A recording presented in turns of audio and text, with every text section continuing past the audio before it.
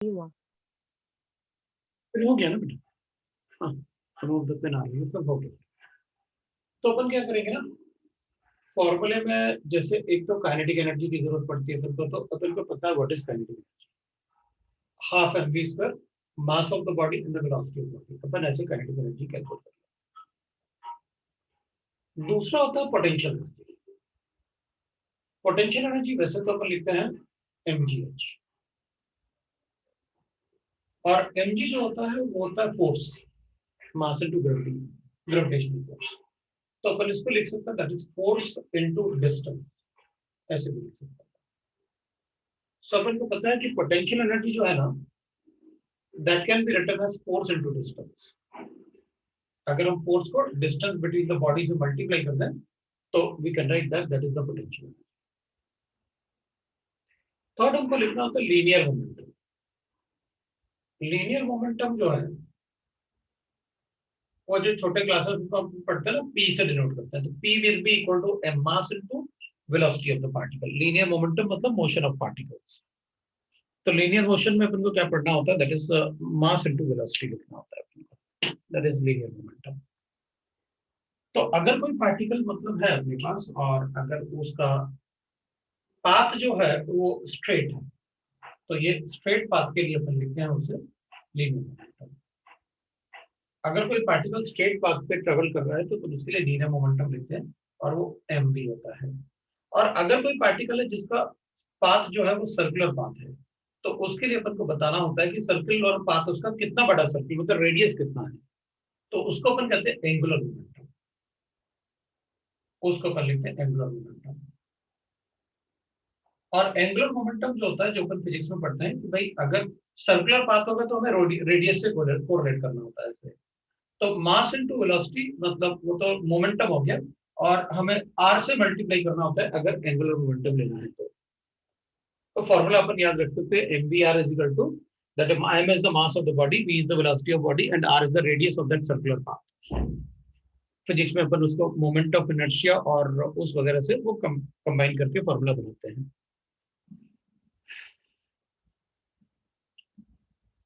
Next हमें जरूरत पड़ सकता है, जैसे अपन ने लीनियर मोमेंटम लिखा, एंगुलर मोमेंटम लिखा, लाइक दैट। फिर हमें जरूरत पड़ सकता है force, the Coulombic force of attraction.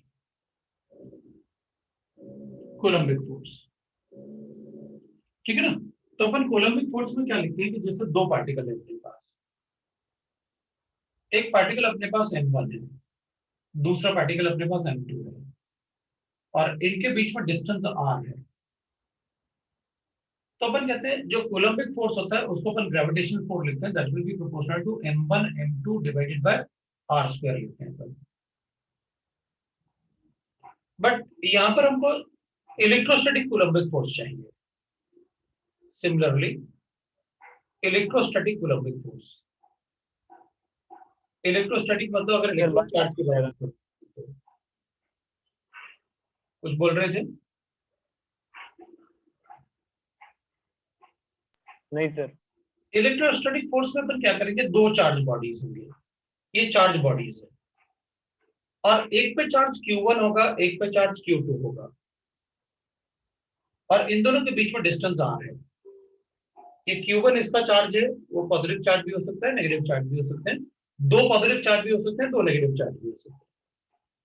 तो अगर दो चार्ज बॉडी के बीच में अपन फोर्स की बात करेंगे, कोलम्बिक फोर्स ऑफ अट्रैक्शन की बात करेंगे, तो होता है प्रोडक्ट ऑफ द चार्जेस। जब मास होता है तो product of the mass divided by R square, और ये होता है product of the charges divided by R square.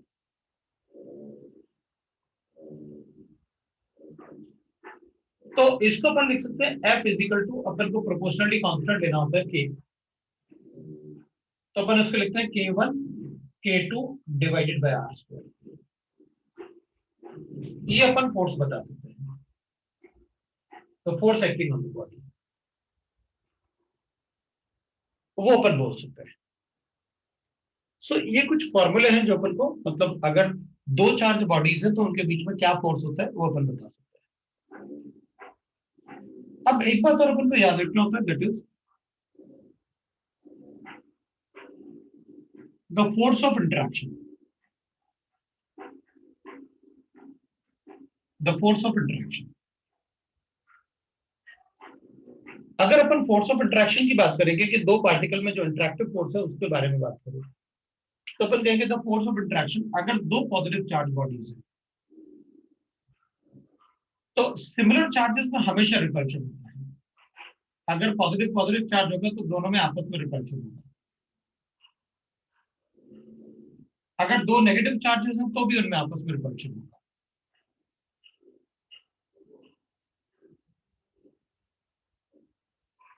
तो इन दोनों में भी रिपल्शन होगा। अगर एक पॉजिटिवली चार्ज बॉडी है, दूसरा नेगेटिवली चार्ज बॉडी है, तो इनमें अट्रैक्शन होगा, इन दोनों में अट्रैक्शन होगा।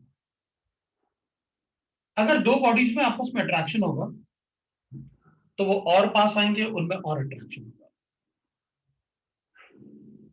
जब इनमें आपस में अट्रैक्शन होगा तो अट्रैक्शन से हमेशा इनकी एनर्जी कम होगी। सो attraction always decreases the energy, decreases energy, decreases energy। तो जब भी अट्रैक्शन होगा तो एनर्जी डिक्रीज होगी, और repulsion always increases the energy. Repulsion always increases the energy. Increases the energy of the particles, no, of the charged particles. बिल्कुल, the energy of charged particle, of charged particle। Generally जो attraction और repulsion होता है, that is calculated by potential energy. तो जो attraction और repulsion between the charge particles होता है वो अपन पोटेंशियल एनर्जी से कैलकुलेट करते हैं। The energy calculated for the attraction or repulsion is calculated in terms of potential energy।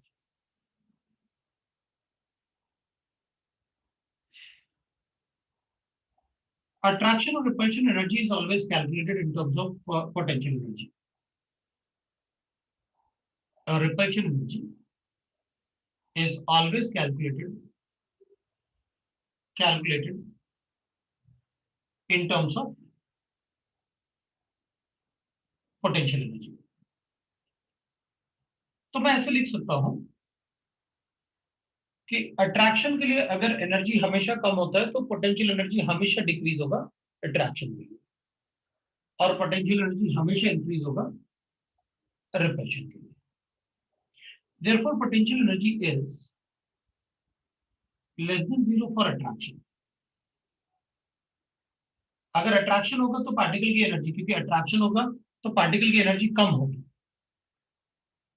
और अगर उनमें रिपल्शन होगा तो एनर्जी बढ़ती है, एनर्जी इंक्रीजेस। तो potential energy will be greater than zero for repulsion. ये पार्ट कुछ अपन को मतलब ठीक है भाई, अपन भी कहेंगे कि अगर दो सेम चार्ज पार्टिकल है तो वो कभी आपस में कोलाइड नहीं कर सकते। रीजन, जैसे जैसे ये दोनों आपस में पास आएंगे इनके बीच में रिपल्शन बढ़ेगा, वो दूर जाना चाहेंगे, क्योंकि सेम चार्ज है। सेम चार्ज कभी अट्रैक्ट नहीं होता, opposite charge particle will be attracted. So we can write that.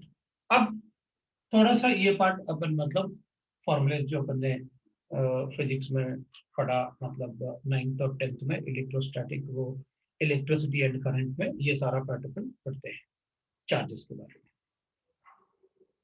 And potential energy is known to you in terms of, that is potential energy आपको पता है mgh लिखो, या force into distance भी लिख सकते हैं, because mass m into g is equal to, m is the mass of particle, g is the gravitational force।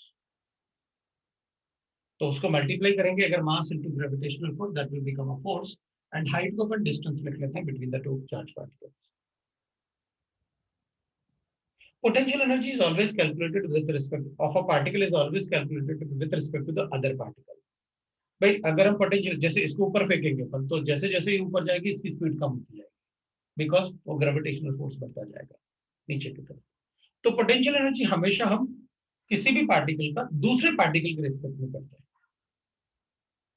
तो अगर किसी पत्थर को ऊपर फेंकेंगे तो उसकी पोटेंशियल एनर्जी किसके रिस्पेक्ट में कैलकुलेट करेंगे? ग्रेविटेशनल फोर्स के रिस्पेक्ट में। So these are few formulas. अपन एप्लीकेशन की बात कर रहे थे और एप्लीकेशन में ही मैंने आपसे कहा था कि मैं कुछ फॉर्मूले लिखूंगा फिर अपन एप्लीकेशन करेंगे। मैं चाहता हूं कि भाई मेरे पास एक पॉजिटिव चार्ज पार्टिकल है यहाँ पर, इसके अंदर बहुत सारे प्रोटॉन्स हैं।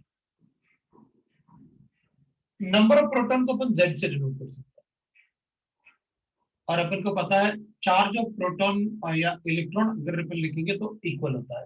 अब इलेक्ट्रॉन का चार्ज लिखते हो -1.602 इंटू 10⁻⁻⁹ और चार्ज ऑफ प्रोटॉन लिखोगे तो +1.602 इंटू 10⁻⁻⁷।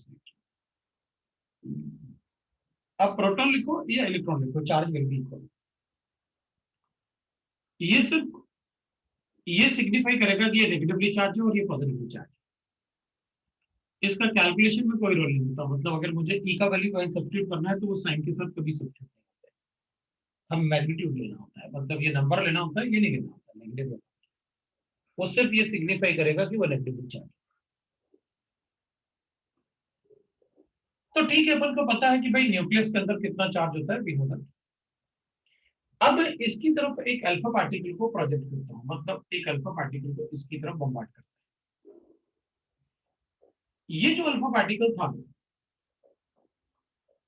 इसको अपन कहेंगे कि ये अल्फा पार्टिकल यहां आने के बाद इससे रिपल्शन फेस करेगा। तो यहां पर अपन लिखेंगे रिपल्शन स्टार्ट्स, क्योंकि अगर सेम चार्ज का पार्टिकल है तो उनमें रिपल्शन जरूर होगा। ये जैसे जैसे इसके पास आएगा रिपल्शन बढ़ता जाएगा, क्योंकि इन दोनों के बीच में जितना कम डिस्टेंस होगा उतना ज्यादा रिपल्शन। तो जब मैंने अल्फा पार्टिकल को इसकी तरफ प्रोजेक्ट किया तो जैसे जैसे अल्फा पार्टिकल इसकी तरफ आ रहा था इसकी वेलोसिटी कम होती जा रही थी, कम होती जा रही थी और एक पॉइंट पे आके रुक जाएगा, क्योंकि वो उससे कोलाइड नहीं कर सकता, दोनों पॉजिटिव चार्ज।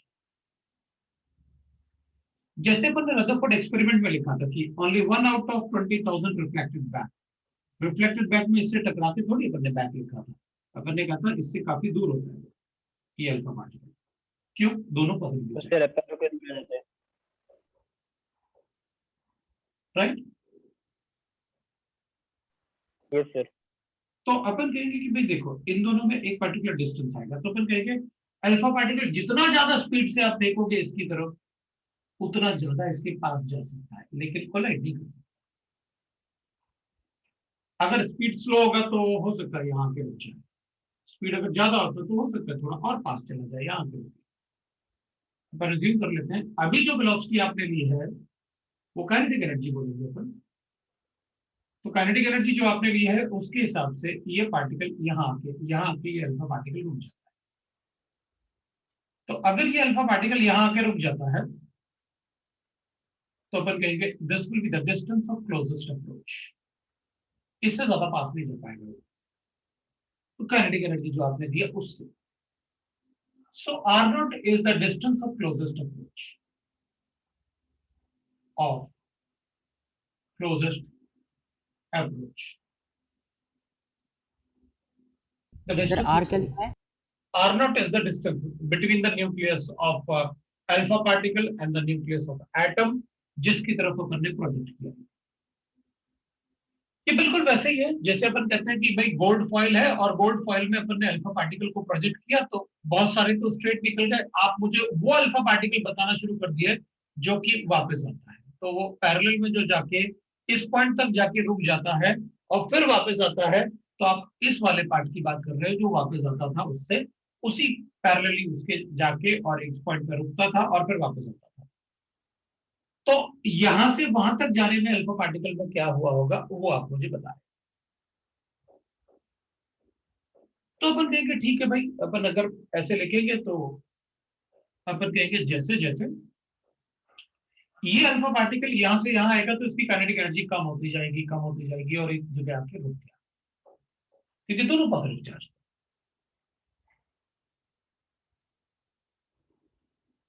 और अपन कहेंगे कि भाई ठीक है इधर आके इनमें मिनिमम मैक्सिमम रिपल्शन है और अपन को पता है अट्रैक्शन और रिपल्शन किस फॉर्म में कैलकुलेट करते हैं, पोटेंशियल एनर्जी के फॉर्म में।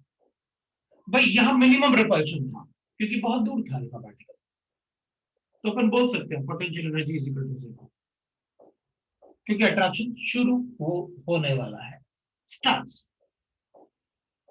और काइनेटिक एनर्जी इसकी मैक्सिमम रही होगी क्योंकि ये अभी बहुत दूर है, इसमें रिपल्शन मिनिमम है। तो जैसे जैसे इसकी तरफ आएगा तो काइनेटिक एनर्जी कम होती जाएगी क्योंकि स्पीड स्लो होता जाएगा और रिपल्शन बढ़ेगा। तो अपन यहाँ पर कहेंगे kinetic energy is maximum.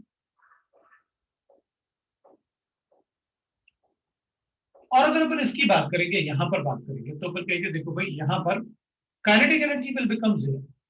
What is आके रुक जाएगा ना, टकरा तो सकता नहीं। तो अपन कहेंगे यहाँ पर पोटेंशियल एनर्जी जो होगा that will B maximum, that is potential.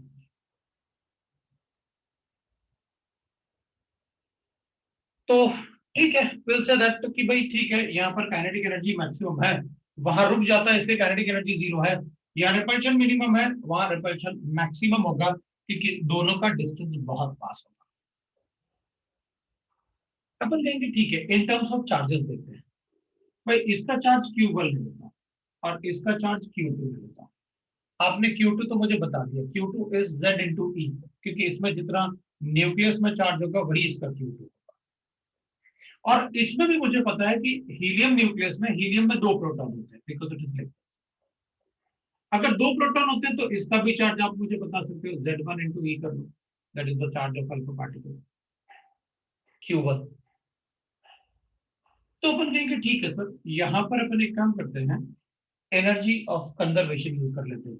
Total energy इधर कितनी थी is equal to total energy इधर कितनी है। तो अपन कहेंगे देखो भाई इनिशियली तो मेरे पास ये एनर्जी थी और फाइनली मेरे पास ये एनर्जी होगा, जो फाइनल एनर्जी होगा जब वो बहुत पास होगा। तो अपन ऐसे बोल सकते हैं कि भाई यहां से यहां जा रहा है तो काइनेटिक एनर्जी किस में कन्वर्ट हो रहा होगा, काइनेटिक एनर्जी कम हो रहा होगा, पोटेंशियल पोटेंशियल एनर्जी बढ़ रहा होगा और वो पोटेंशियल एनर्जी में कन्वर्ट होगा। Applying the law of conservation of energy. Applying the law of conservation of energy. मैं लिख सकता हूं potential energy plus kinetic energy जो इनिशियली होगा, that will be equal to, क्योंकि यहां का काइनेटिक एनर्जी मैंने पोटेंशियल एनर्जी में कन्वर्ट करेगा, is equal to potential energy plus kinetic energy finally. Sir इसको पूरे को मैकेनिकल एनर्जी भी बोल सकते हैं ना? हाँ बिल्कुल, वही तो है पोटेंशियल इलेक्ट्रिक मतलब काइनेटिक एनर्जी। तो यहां पर पोटेंशियल एनर्जी तो जीरो था लेकिन काइनेटिक एनर्जी इसकी हाफ है इसका। यहां पर अगर चेक करूंगा तो पोटेंशियल एनर्जी मैक्सिमम है लेकिन काइनेटिक एनर्जी जीरो है।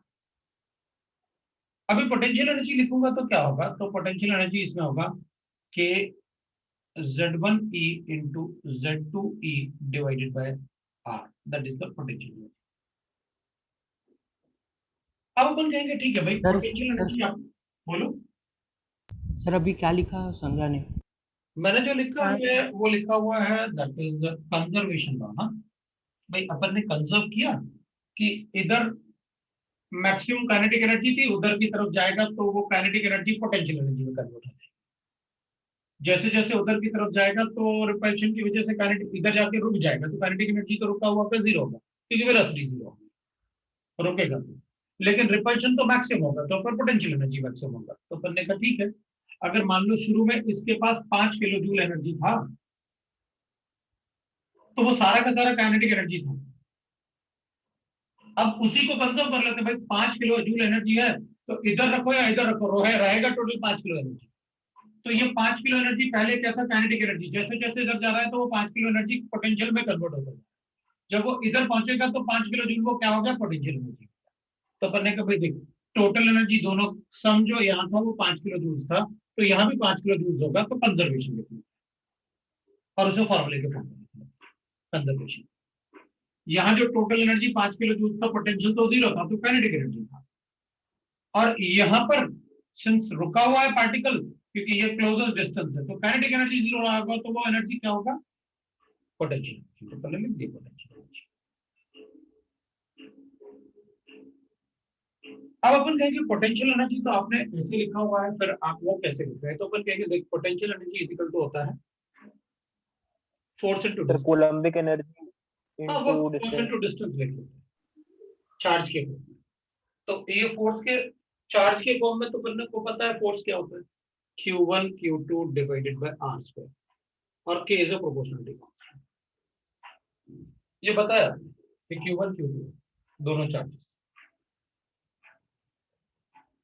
और डिस्टेंस से मल्टीप्लाई करो तो अपन कहेंगे डिस्टेंस तो r है दोनों के बीच में, दोनों चार्ज के बीच में। वहां डिस्टेंस आपने r ले रखा है तो वहां पर डिस्टेंस आप r नॉट ले सकते हो। अगर आपको r नॉट ले रखा है तो इसको कैंसिल कर लेता हूं, तो मेरे पास आ गया k Q1 Q2 divided by r not.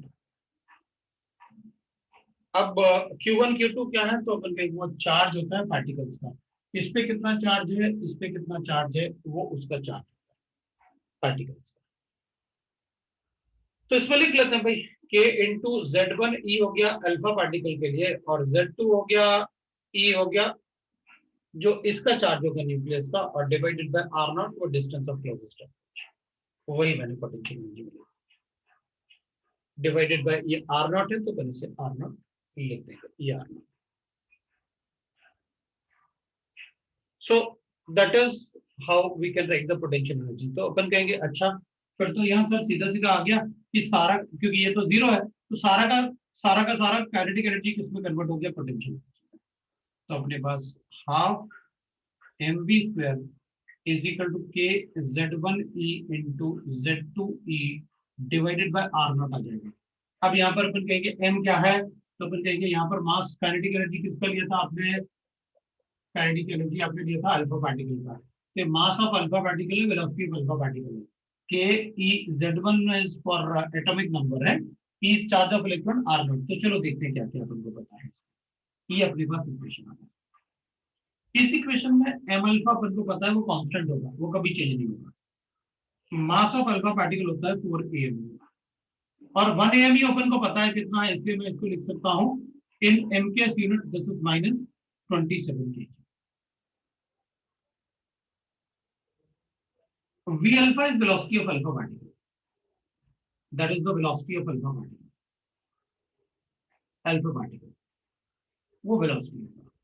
k is constant और उसकी वैल्यू होता है 9 × 10⁹ in m के यूनिट, न्यूटन मीटर स्क्वायर पर coulomb square, that's a constant. k जो है वो कांस्टेंट क्या लिखा है, 9 × 10⁻⁹ 9 है, ठीक है। और Z1 is the atomic number of alpha particle, that is 0. Z2 is the atomic number of atom nuclei, जो भी एटम आप लेंगे, और E is the charge of electron, that is E is equal to, that is the charge of electron 1.602 into 10⁻⁻⁹ coulombs। वो negative sign calculation में होता ही नहीं तो आप इतना लिख दोगे। सर Z2 क्या है?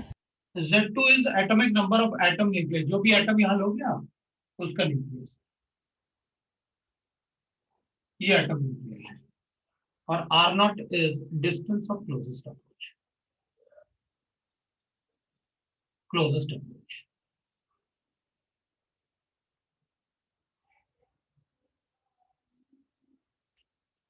तो ये है अपना एप्लीकेशन का पार्ट। अब अपन देखते हैं कि सर ठीक है ये एप्लीकेशन है, आप ये बताओ कि इस एप्लीकेशन से हमें क्या फायदा होगा। अच्छा देखो इस एप्लीकेशन में जो अपन ने लिखा हुआ है ना, आप लिख लो पहले, मतलब ऐसा ना हो कि फिर आप नोट कर रहे हो बाद में वो मैसेज।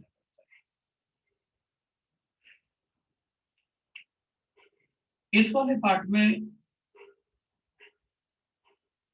ये वैल्यू अपन को किसी को बताने की जरूरत नहीं, ये किसी को बताने की जरूरत नहीं, इवन ये भी किसी को बताने की जरूरत नहीं। तो अगर मुझे एटम गिवन है तो v alpha is v² alpha, जो वेलोसिटी ऑफ अल्फा पार्टिकल है वो r नॉट से इनवर्सली प्रोपोर्शनल होता है। बाकी इनडायरेक्टली प्रोपोर्शनल। ये दे दो मैं इसको बता दूंगा, ये दे दो मैं इसको बता दूंगा, बाकी सारी चीजें मुझे पता है। तो ये कांस्टेंट ही तो है, नंबर्स ही तो लिखने हम खुद लिख लेंगे। तो रदरफोर्ड एक्सपेरिमेंट में क्या हो रहा था ना, अपन ने गोल्ड फॉइल लिया और गोल्ड फॉइल का न्यूक्लियस था ये, और ये अल्फा पार्टिकल था जो अपन ने गोल्ड फॉइल की तरफ बॉम्बार्ड किया। तो वो अल्फा पार्टिकल जो बिल्कुल 180 डिग्री पे रिफ्लेक्ट हुआ था, वो अल्फा पार्टिकल इसके कितना पास तक आ सकता है, वो अल्फा पार्टिकल इसके कितना पास तक आ सकता है, ये तो डिपेंड करेगा कि यहाँ पर इसकी काइनेटिक एनर्जी कितनी थी। जितना ज्यादा स्पीड से आप अल्फा पार्टिकल को इसकी तरफ प्रोजेक्ट करोगे, उतना ज्यादा पास तक जा सकता है। मतलब अगर स्पीड ऑफ अल्फा पार्टिकल ज्यादा है तो आर नॉट छोटा होगा। मतलब अगर वेलोसिटी ज्यादा है, अगर वेलोसिटी ज्यादा है तो आर नॉट छोटा, क्योंकि वो ज्यादा पास तक अप्रोच करेगा। वो तो लिखा हुआ है इसमें, वेलोसिटी अगर ज्यादा होगी तो आर नॉट छोटा होगा, रिवर्सली यही इसमें इतनी सी बातें करने बताइए। बाकी सब तो आपने कैलकुलेशन से चार्जेस वगैरह को कैलकुलेट करके लिखा हुआ है। बाकी इस इक्वेशन में आप मुझे बस यही बता रहे हो कि अगर इसका वेलोसिटी ज्यादा है, अगर अल्फा पार्टिकल का वेलोसिटी जितना ज्यादा होगा उतना ज्यादा पास तक ये जाएगा, तो उतनी छोटी वैल्यू इसकी होगी। वेलोसिटी ज्यादा है तो आर नॉट छोटा, वो आपने क्वेश्चन में बताया।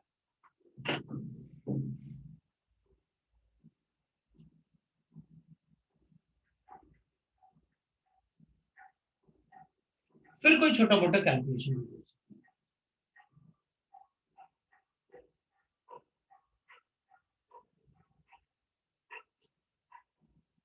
छोटा मोटा calculation in the sense means that, जैसे मान लो एक एग्जांपल लेता हूं, मेरे पास एक मेटल का न्यूक्लियस है। सपोज मैंने आपसे कहा कि ये एक न्यूक्लियस है मेटल का, इसको बोल देता हूं मैं कॉपर न्यूक्लियस। कॉपर न्यूक्लियस होगा तो Z2 का वैल्यू जो है, मैंने इसको Z2 लिख लिया कॉपर न्यूक्लियस को, दिस विल बी Z2 और वो Z1। सो Z2 का वैल्यू कॉपर के लिए 29 होता है। क्वेश्चन में नहीं भी गिवन होगा तो उनको पता होना चाहिए कि Z2 का वैल्यू कितना होता है। तो अपन से पूछा जाएगा ठीक है, मैं एक अल्फा पार्टिकल को इसकी तरफ बम्बार्ड करता हूँ या इसकी तरफ भेजता हूँ, एक अल्फा पार्टिकल कहीं से भी भेज सकते हैं, जरूरी नहीं कि आप ऐसे नहीं स्ट्रेट ही लिखो, आप ऐसे भी लिख सकते हो कि मैंने प्रोजेक्ट किया या ऐसे कुछ भी ऐसे। उसकी तरफ एक अल्फा पार्टिकल लेके आए, तो मुझसे उसने कहा कि देखो भाई ये एक अल्फा पार्टिकल है, जैसे अल्फा पार्टिकल। उसने मुझसे कहा बताओ इसको कितना वेलोसिटी से इसकी तरफ लेके आए so that it will reach to the distance of, अब मुझे डिस्टेंस पता चल गया, इसको कितना वेलोसिटी से, मतलब कितना वेलोसिटी होना चाहिए अल्फा पार्टिकल का so that ये डिस्टेंस ऑफ क्लोजेस्ट अप्रोच कितना हो जाए। तो अपन को गिवन है डिस्टेंस ऑफ क्लोजेस्ट अप्रोच हो जाए, that is R0 will be equal to 10 की power -13 centimeter. So with what velocity the alpha particle must be projected towards the nucleus of copper atom so that it will reach to the distance of 10 to the power -13 centimeter. ये question है, मैं उसको words में लिख देता हूं। Calculate the velocity by which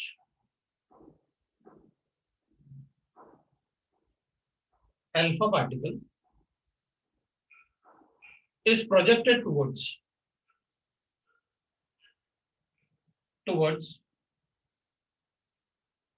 the nuclei of copper atom, the nucleus of copper atom, so that it reaches the distance of, at the distance of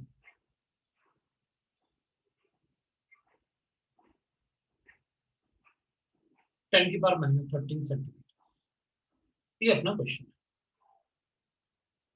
तो अब देखो जो रेड में उधर मार्क कर रखा है मैंने, सारे पार्टिकल को मास ऑफ अल्फा पार्टिकल वो चेंज हो ही नहीं सकती, के वो तो कांस्टेंट है, वो वैल्यू चेंज होगी नहीं। Z1 atomic number of alpha particle, अपन को पता है 2 होता है। Z2 atomic number of the atom nucleus, वो आपने दे रखा है, कॉपर एटम लिखा तो पता है हमको सभी एटम के एटॉमिक नंबर्स, तो आपने एटॉमिक नंबर ऑफ कॉपर दे भी दिया है, फिर तो मुझे कोई प्रॉब्लम नहीं है। Is the charge of electron, अपन को कोई डाउट नहीं,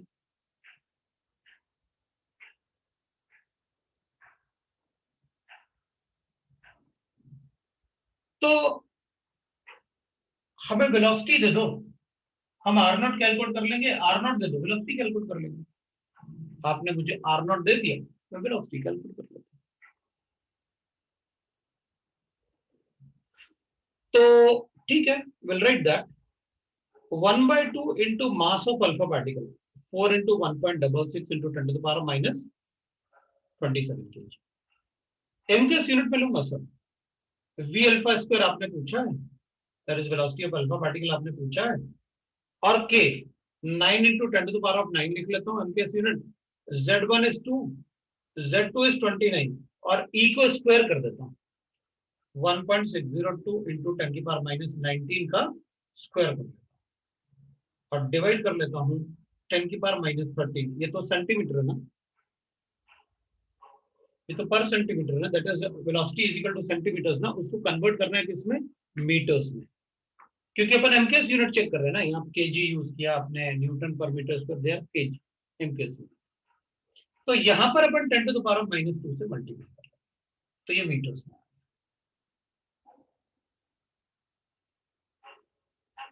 अब सिर्फ ये बचा हुआ है जो हमें कैलकुलेट करना है, कर सकते हैं क्या? अब आप कैलकुलेट कर लें। यहाँ पर अपन क्या करेंगे, 10 टू द पावर माइनस 15 हो गया और ये sir 1.602 into 10 to the power minus 19 का स्क्वायर क्यों हुआ? ये वाला हाँ सर। 2 ई है ना, अच्छा हाँ हाँ। अब कैलकुलेट कर लोगे क्या, मैं कैलकुलेट करूं?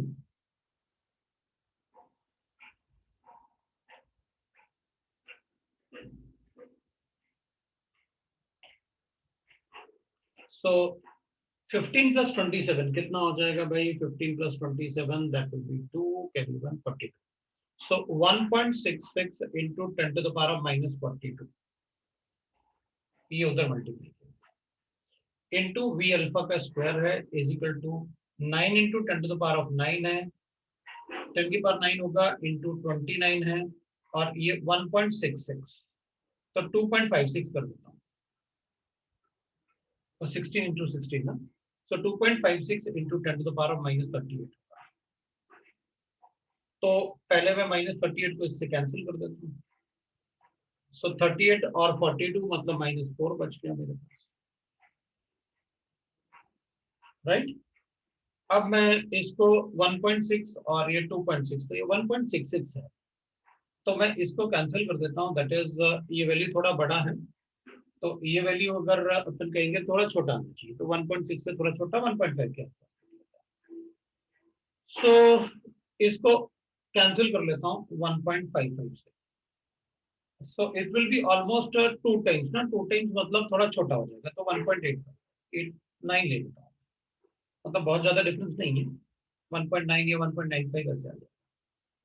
तो मेरे पास वेलोसिटी का स्क्वायर आ गया v alpha square, that is 9 3 जा 27, 27 में से 30 माइनस कर दो, 241, ये 241 इंटू 10 की पावर 9 है, इंटू कर लेता हूँ 1.95 और वो 10 की पावर माइनस 4 था जिसे मैं ऊपर लेके आऊंगा, तो 10 की पावर 4 को ऊपर लेके आऊंगा तो ये 30 हो जाएगा, ये लो भाई, ये बचा 1.95 को 2.4 से मल्टीप्लाई कर देता हूं, तो it will become 24 into 24 that is 28, मतलब 450 के आसपास into 10 to the power of 30। तो मैं इसको लिख लेता हूँ 45 into 10 to the power of 40, तो मैं ये है v अल्फा स्क्वायर, तो मैं v लिख लेता हूँ, therefore v will alpha will be equal to 45 का रूट कर लेता हूँ और 10 टू द पावर ऑफ 7 कर लेता हूँ, सो 45 का root will be equal to 6.8 into 10 to the power of 7 metre per second. लो भाई ये मेरा आंसर आ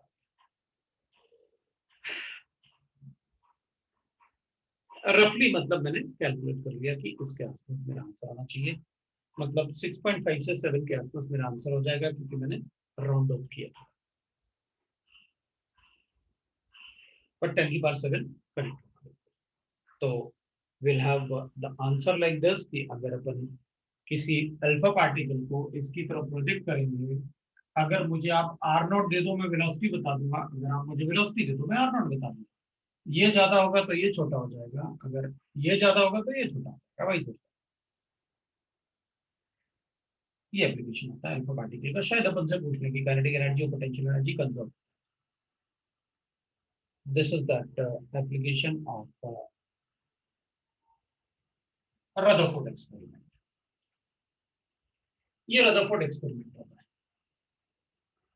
अब there are many theories which are going on before the third model of matter. ये तो सेकंड मॉडल था जो रदरफोर्ड अपन ने पढ़ा। Rutherford model is the second model of matter. Sir हाँ बोलो। सर वो इक्वेशन के बाद आपने वैल्यूज डाले तभी आर नॉट में 10⁻13 इंटू 10⁻2 10⁻2 कहाँ से आया? ये वैल्यू किसमें गिवन थी आपको? 10⁻13 आर नॉट। अबे यूनिट बता, यूनिट। ओ हाँ सेंटीमीटर। ठीक है ना, तो वो यूनिट कैंसिल किया। तो यहाँ पर सेंटीमीटर को मीटर में कन्वर्ट करोगे क्योंकि ये केजी में ले रहे हो और ये वेलोसिटी आप मीटर पर सेकंड में बता रहे हो ना, तो सारे वैल्यू जो आपने सब्स्टिट्यूट किया वो एम्पियर से किया, इसलिए मैंने उसको यूनिट ऐसे किया। राइट, तो कैलकुलेशंस आपको सीखना पड़ेगा और कैलकुलेशंस बहुत जरूरी होते हैं। काफी सारे बच्चे होते हैं जो कैलकुलेशन मिस्टेक बहुत ज्यादा करते हैं। कई बार तो लगता है कि भाई कैलकुलेशन आगे कैसे करेंगे, वैल्यूज आती हैं सब्स्टिट्यूट भी कर लिया, अब कैलकुलेशन मिस्टेक करेंगे। तो उसके लिए ना आपको क्या करना होगा, कोई भी नंबर्स लेके आप ये सोचो कि उसका डिवीजन और सब्सट्रैक्शन। मैंने वैसे लास्ट टाइम बताया भी था, एक बार बताया था ना, ये वैल्यूज कैसे कैंसिल करते हैं, मल्टीप्लिकेशन और इन सब का, इस टाइम से मैंने बताया था, पूछा था ना। Yes sir. हाँ, तो फिर उसको आपको मतलब आना चाहिए, उसको आपको बार बार थोड़ा पढ़ना चाहिए।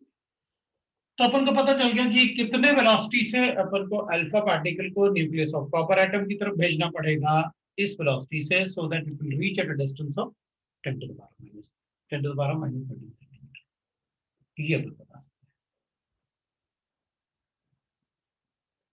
ठीक है,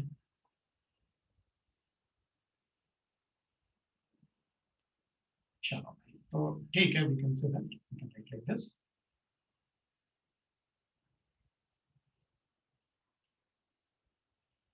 So this is about the, we can say that application. अब अपन दूसरा पढ़ेंगे,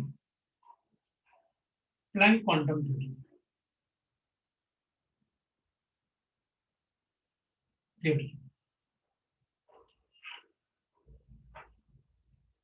What does Planck quantum theory says? अब इस थ्योरी में भी पढ़ने के लिए अपन को, दैट इज जो थ्योरी होता है प्लैंक क्वांटम थ्योरी, अब इसको पढ़ने के लिए भी बहुत सारी कहानी बनानी होती है, और black body radiation and like that ना, बहुत सारी कहानी अपन को बनानी होती है। तो ये थर्ड मॉडल है क्या?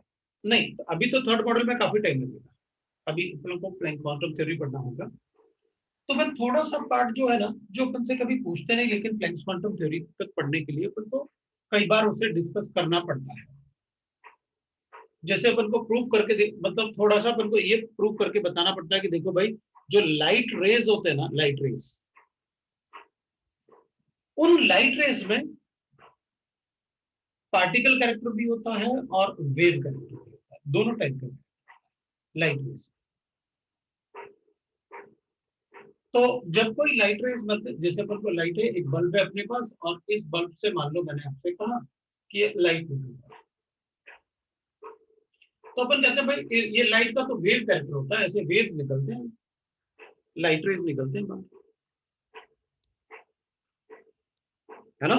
तो वी नो दैट कि भाई लाइट रेज ही बाहर निकलते हैं, जो अपन जनरली अज्यूम करते हैं कि लाइट रेज बाहर निकलते हैं उससे।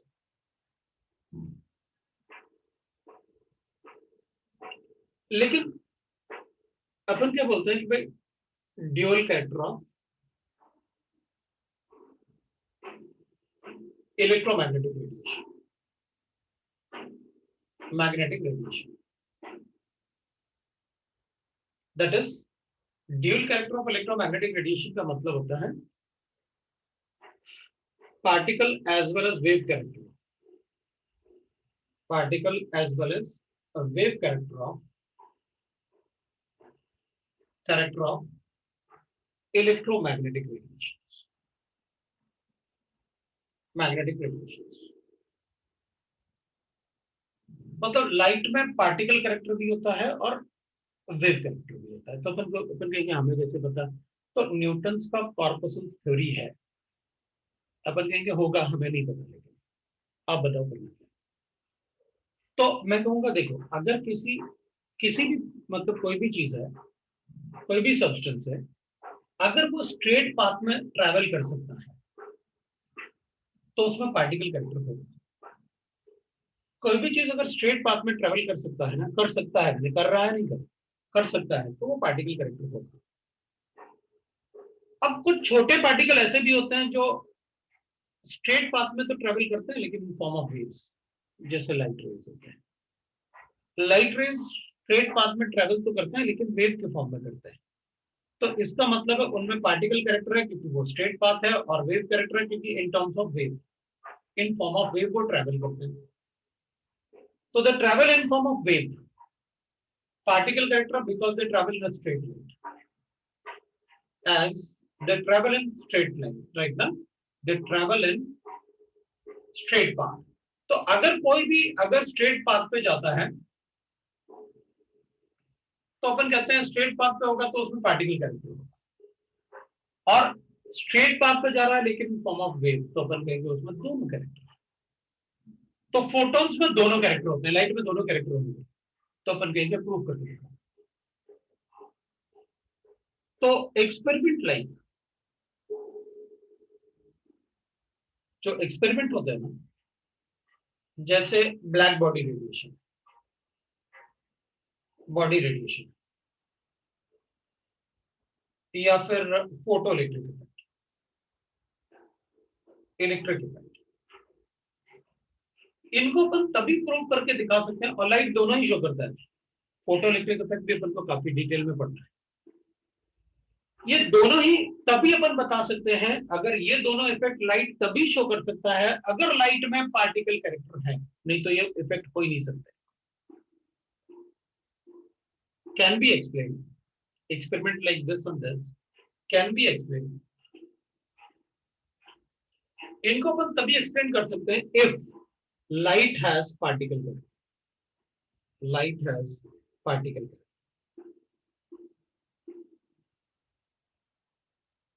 ठीक है।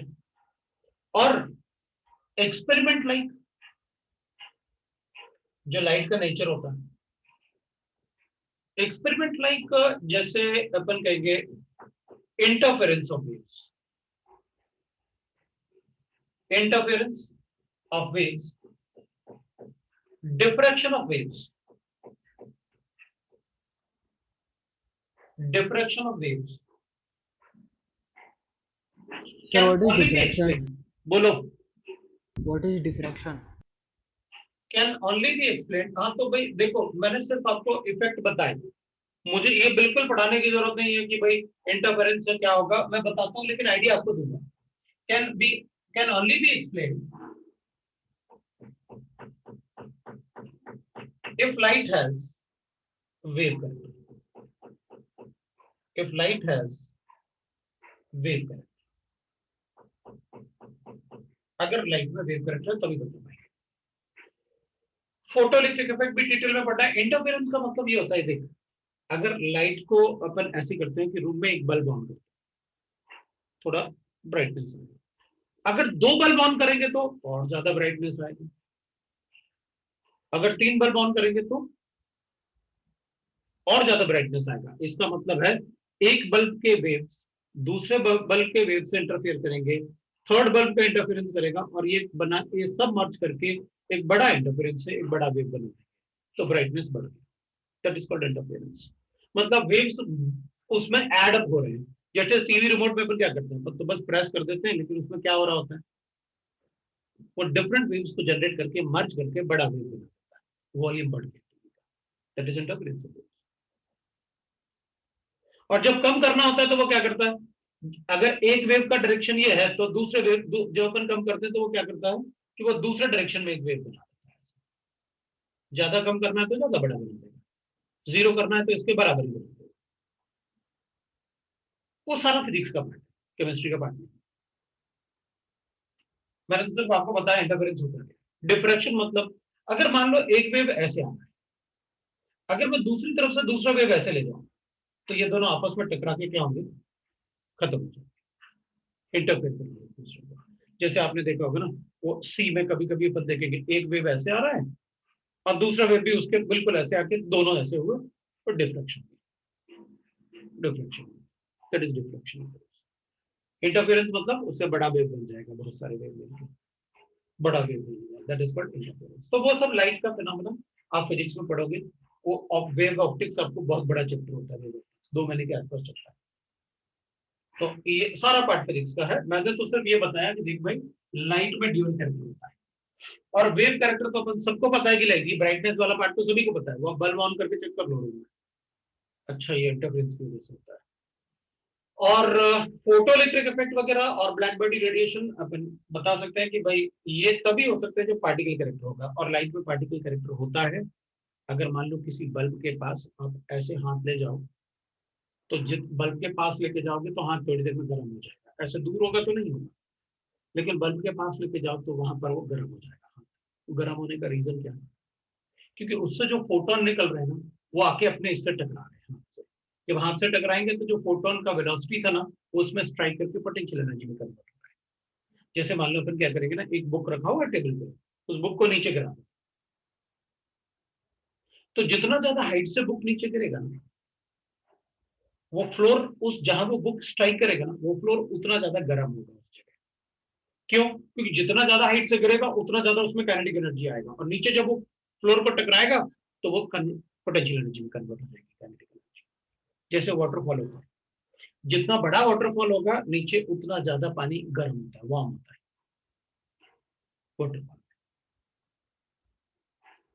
तो ये पार्टिकल तो मैंने आपको बताया। अब ये जो गर्म हो रहा है ना आपका हाथ, वो तभी पॉसिबल है। देख, अगर मैं ऐसे रखूंगा ना लाइट के सामने, ऐसे बल्ब के सामने रखता हूँ, मेरा हाथ गर्म नहीं होगा। मेरा हाथ कब गर्म होगा, जब कुछ पार्ट आके यहाँ टकराए तो वो गर्म हो जाएगा, ऐसे आके टकराएगा तो गर्म होगा। इसका मतलब है बल्ब के पास जब अपन ले जाएंगे तो उसमें से फोटोन निकलते हैं, फोटोन का ना छोटा छोटा पार्टिकल, उनका मास होता है, वो मास जब अपने हाथ को टकराता है ना, इसलिए वो अपना हाथ गर्म हो जाता है। तो अपन कहेंगे सर फोटोन तो हमें दिखता ही नहीं। हाँ, तो फोटोन दिखेगा नहीं ना, it is very small particle. अगर फोटोन का मास चेक करेंगे तो अब मास बताने की जरूरत नहीं थी, बोल दिया, नहीं तो मुझे बोलना नहीं था। फोटोन का मास,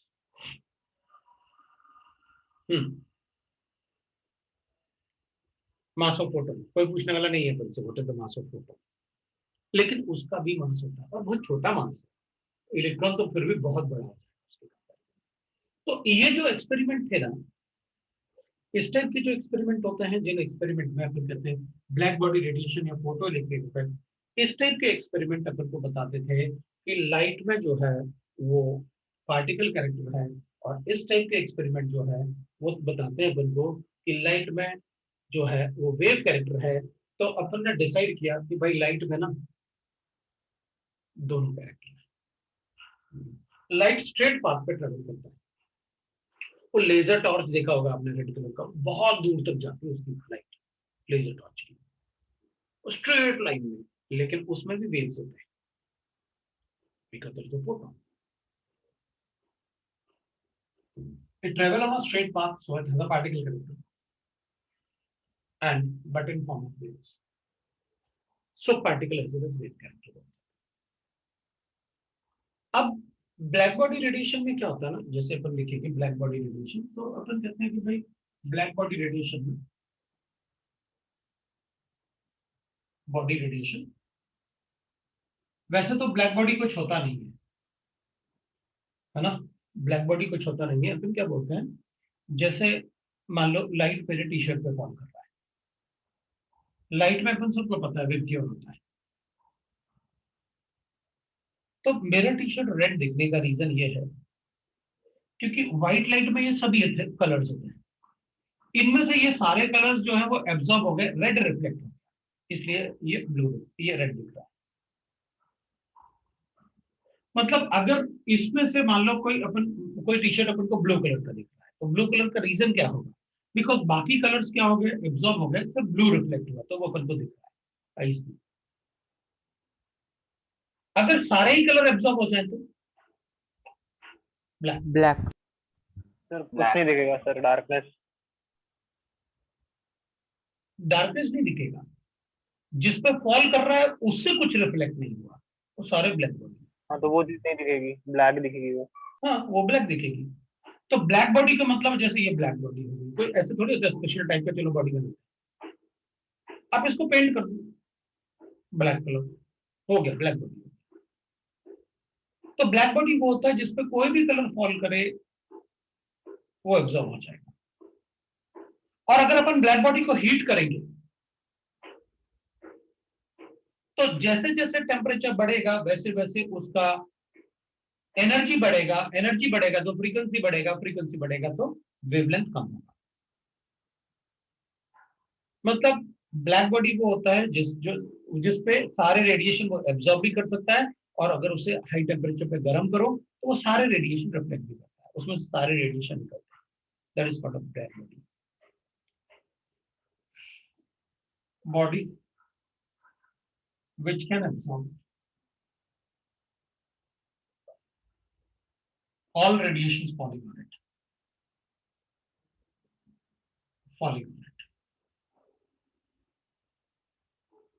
and when it is heated, or when it is heated at high temperature,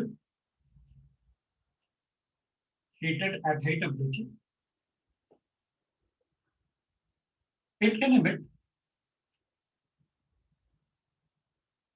all radiations, वो सारे रेडिएशन को इमिट भी कर सकता है, उनको अपन कहते हैं ब्लैक बॉडी।